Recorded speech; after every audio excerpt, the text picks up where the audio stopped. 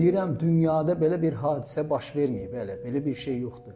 Təsəvvür eləyin ki, özünə ateistəm deyən bir kəs, özünə mən müsəlman dinini bilirəm, özünü İslama nisbət eləyən və bugün də yüzlərin, minlərin, filankəs alimdir, filankəs düz deyirsiz, səhv bilirsiniz deyəndən İslamı daha çox bilir və İslamı daha çox müdafiə eləyir.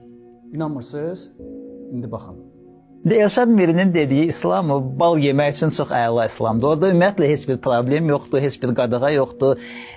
Amma yaxşı deyilmi bu? Yaxşıdır. Axı İslam deyil o. O Elşad Mirinin İslamıdır. Elşad Miri olmayanda o İslam da olmayacaq. Yəni Elşad Miri bir peyğəmbər obrazındadır bizim üçün, belə çıxır, eləmi? Faktik olaraq ya yeni din yaradıb, ya da yeni təriqət yaradıb və yaxud yeni məzhəb yaradıb. Amma Elşad Mirinin dediyi İslam deyil və adam hərdən elə danışır ki, mən bilməm, cəmaatı konkret doluyub da, bilirəm ki, özünü dolamayıb, özü ağıl. Məsələn, sən bilmirsən ki, Elşad Mirinin danışdığı nədir və bu hansı İslamla danışır, o İslam harda yazılıb. Onun dediyi İslam, bilirsiz necədir? Sən bütün təriqətləri qırağa qoysan, özün yeni bir təriqət yaratmış olacaqsan. Çünki təriqətsiz din mümkün deyil.